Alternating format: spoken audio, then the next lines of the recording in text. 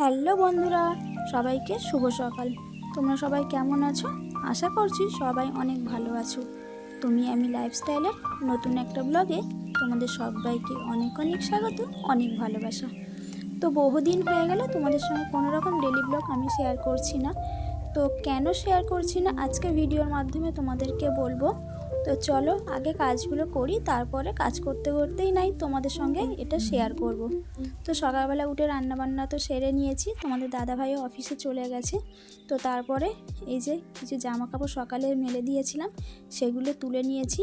আর এই যে সকালে যেগুলো কেচেছিলাম ওগুলো ছিল কালকেরে কেচেছিলাম, তো একটু একটু ভিজে ছিল বলে সকালে ঘুম থেকে উঠেই মেলে দিয়েছিলাম।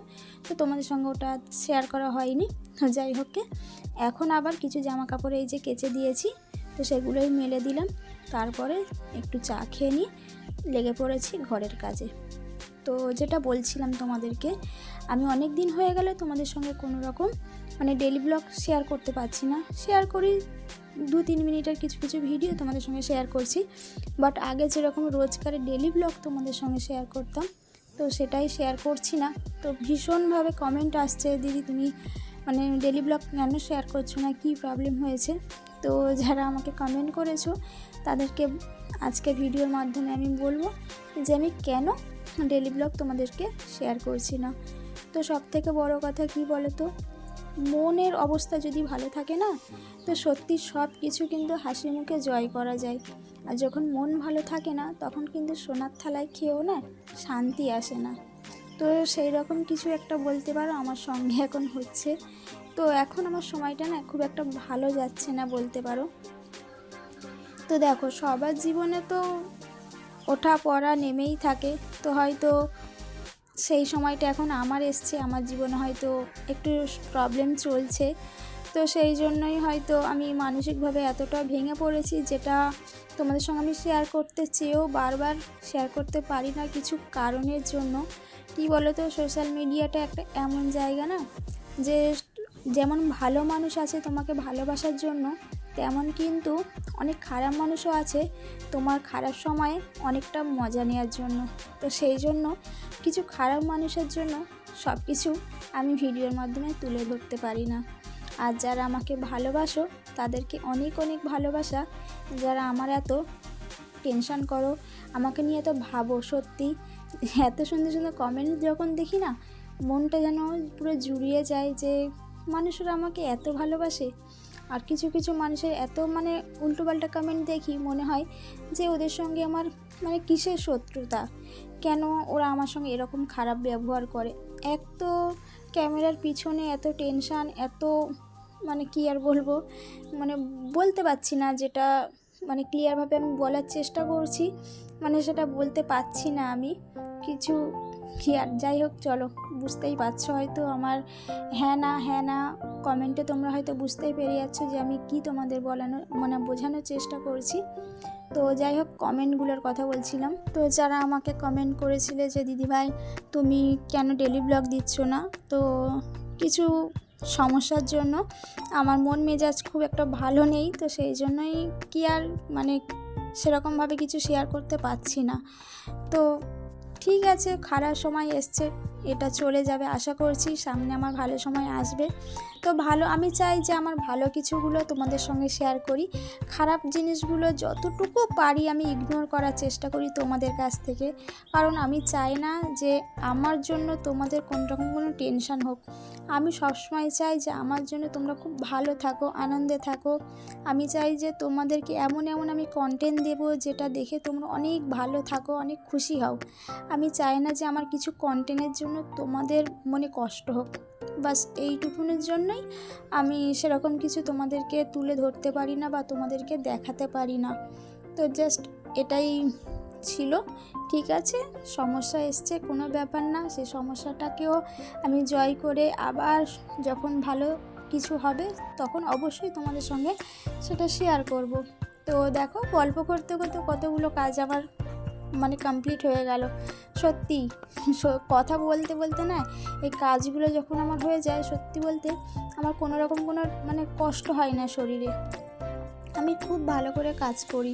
আর এখন না, এই যে অপারেশনটা হয়েছিল সেই তারপর থেকে না আমার অনেক দিন ভালো ছিলাম, আবার কয়েকদিন ধরে না মানে ওই সেলাইয়ের কাজটা না কেমন একটা ব্যথা ব্যথা করে, বা মাঝে মাঝে কেমন কিটকিট কিটকিট করে, কত রকম সমস্যা হয়, ভালো লাগে না কিছু। তো আর কি বলবো, এই চলছে জীবনে। আর তোমাদের দাদাভাই সবসময় ভীষণভাবে আমাকে সাপোর্ট করে, মানে মানসিক দিক থেকে সব দিক থেকে ও আমাকে চায় যে আমি কিভাবে ভালো থাকি, আমাকে ও কীভাবে রাখলে আমি ভালো থাকবো, সুস্থ থাকবো, ও সবসময় আমাকে ভালো রাখার চেষ্টা করে। সত্যি আমি তোমাদের আগেও বলেছি আর এখনও বলছি, ওই রকম মনের মানুষ পেয়ে আমি সত্যি ধন্য হয়েছি। হয়তো কোনো সময় আমি কোনো ভালো কাজ করেছিলাম বলে আজকে ওকে আমি পেয়েছি। সত্যি ওকে পেয়ে আমি ভীষণ ভীষণ লাকি। তো ও হয়তো ভিডিওটা দেখবে, তো সত্যি বলছি ও ভিডিওটা দেখবে বলে আমি বলছি না, সত্যি ও ভীষণ ভালো মানুষ, একটা ভালো মনের মানুষ ও একটা।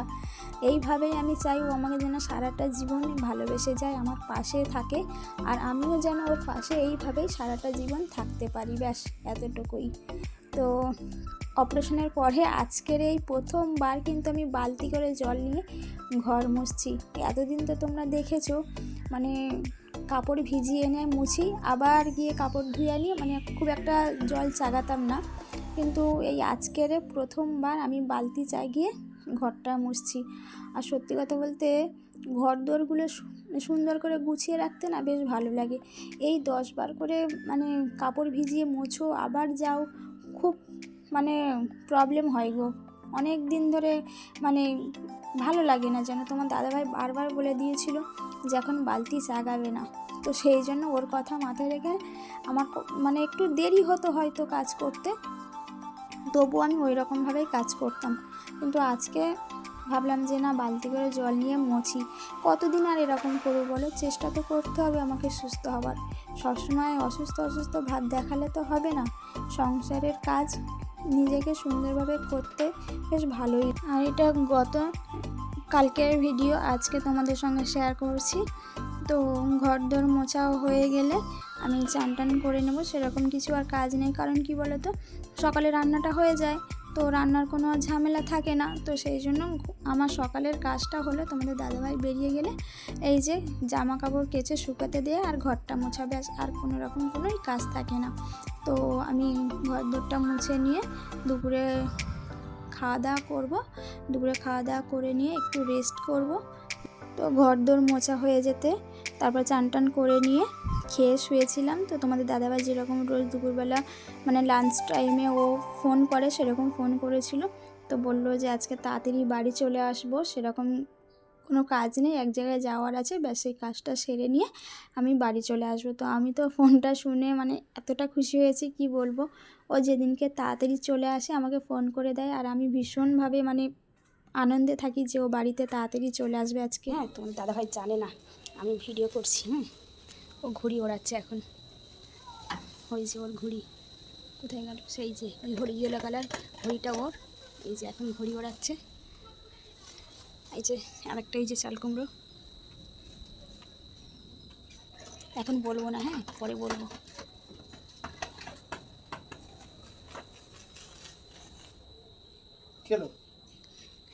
ভিডিও করছি কেন? আমার বন্ধুকে দেখাবো যে তুমি কেমন ঘড়ি ওড়াচ্ছ, দেখতে পেলে কেন? হ্যাঁ, কই ঘড়িটা? ও হাওয়া ওইদিকে থাকে তো, থাকে না তো, ওইদিকে থাকে বলে সেজন্য ঘুড়ি ওড়াতে পারি না। ঘুড়ি ওড়াতে পারো? হ্যাঁ, ছোটবেলা থেকে ঘুড়ি হিসেবে তো করতাম।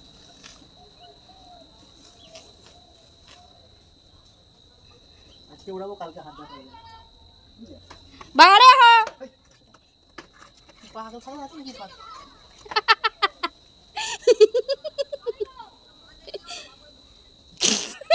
চাল কুমড়োটা কাটবো কাটবো করে কাটা হয়নি, বড় মতো হয়ে গেছে। আমি বুঝতে পারছি না যে চাল কুমড়োটা পেকে গেছে নাকি, তো ভাবছি এটাকে, আচ্ছা কি বলছি, এইটাকে কি বলে মোরব্বা করলে হয় না? না, মোরব্বা না, এমনি তরকারি খাবো। আরে পেকে গেছে তো, দেখে যাক না। আজকে কেটে নেবো? না, কেটে নে।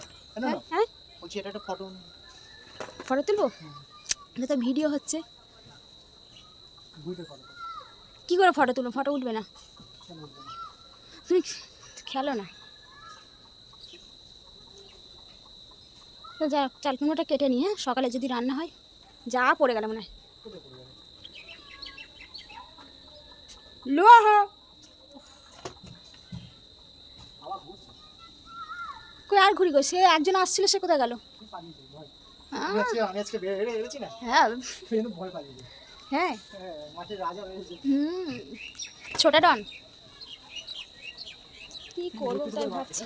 আরে এই দেখো না, ড্রাগন গাছের এটাও শুকিয়ে গিয়েছে, এটাকে এবারে ছিঁড়ে ফেলে দিতে হবে। কত বেড়ে কি হবে, এবার নামিয়ে নেই। কেন? এ কোথায় গেল? সেই তো দেখা বন্ধুদের হ্যাঁ দেখাও বন্ধুদের, দেখাও। ম্যাচ হচ্ছে এদিকে। কই খেলা, প্যাচকাল প্যাচকাল আর আমি বেড়ে আসবো তবে কাজ করবো। ভালো লাগে প্যাচ খেলতে, বল আমাকে দে একবার, আমি খেলি। তুই ঘুড়ি বাঁধতে পারিস? হ্যাঁ বাবা, পারিস? হ্যাঁ কি বলিস রে, আমি সব পারি। জুতোর সেলাই থেকে কি বলে রান্না সব পারি। চণ্ডীপা। ও তো তোমাদের দাদা ভাই তো ঘুড়িটা কেটে গেল, এখন আমি চাল কুমড়োটা তুলে নিচ্ছি। এসো আসো আসো। এ ভারী, কাঁটা ভর্তি রে। পেকে গেছে পুরো। আরে আমি বুঝতে পারছি না, আমার পুরো কাঁটা ভর্তি।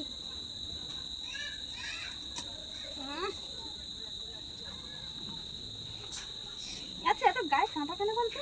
চাল কুমড়োতে এরকম কাঁটা হয়। হ্যাঁ হুম ইস, কিন্তু দেখ ফুলটা এখনো আছে। হুম। না রে কুচি আছে। কালকে খেলবো। খাই মালটা। আর ঘুরি নে দে ঘুরি দিয়ে দিতে।